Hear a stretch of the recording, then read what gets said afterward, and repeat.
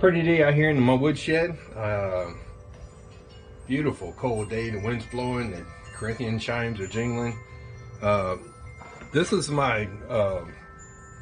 I posted a picture video how I made this little spike fiddle, spoon fiddle, and basically I kind of copied off a violin and violin crossed between a rebec. And instead of gouging out a spoon, I just made a round little body like that, because it's more like a ladle spike fiddle. But this was the first one I ever built like this. I have made a little small rebec before, flat back rebec. But it's made out of poplar. It has the string of the first two strings of a violin. It has the E string and A string. And I was really surprised how good this little instrument sounds.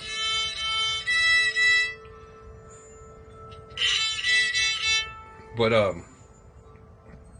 so it's got a sound post in it.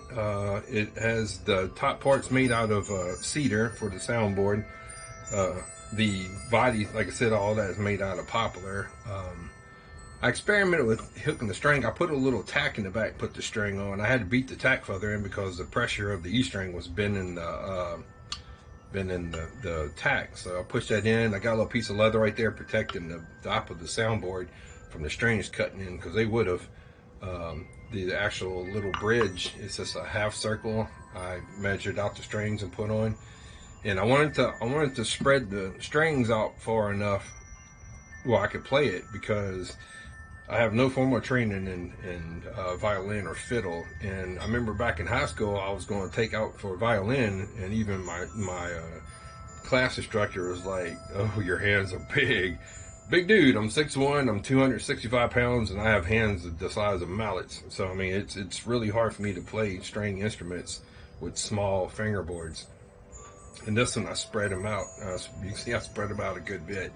But I can actually press down, because a regular violin, one of my top finger, when I press that down, man, I'm already taking up 3 strings. So, you know, I'm not a petite guy, but I found out that this one, with the strings spread out like this, I can actually hit notes.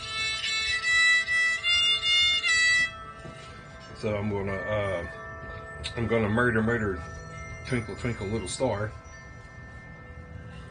It's the first thing I read. It's the first song you should learn on the violin. So that's the first song I learned. So I play it.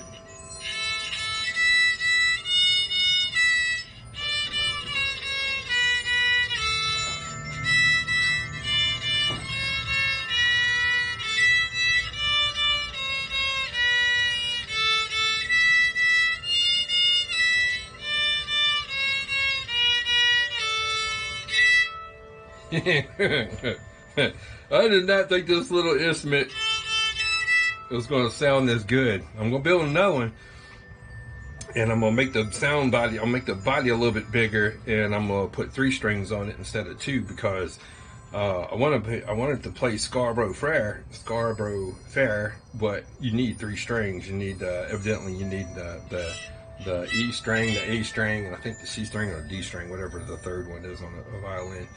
But I'm pretty happy with this little build. It was a fun little build. I bought like a little bitty. Evidently, this is like the kids' bow off of what they call it, a quarter size, but a 1/4 size. But I like it because it's small as the fiddle, and I can pack it together like that. So instead of having a big bow, it's probably harder to learn. But I could play it that way, and I realized that when I first started playing around with it, that it was I could also play it like a rebec standing up.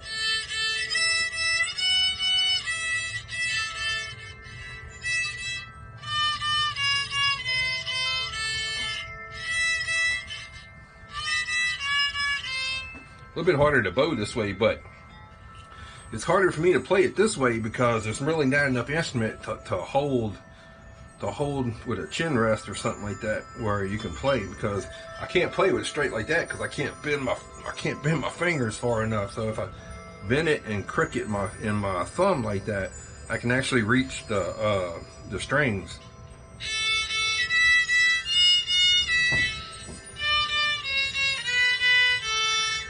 so I can actually reach the strings that way, which is pretty cool. I was kind of worried that I made the neck too thick, and I did kind of make it too thick. It probably should be a quarter of that size, because I know a violin neck is smaller. But I'm pretty happy with the build. It's a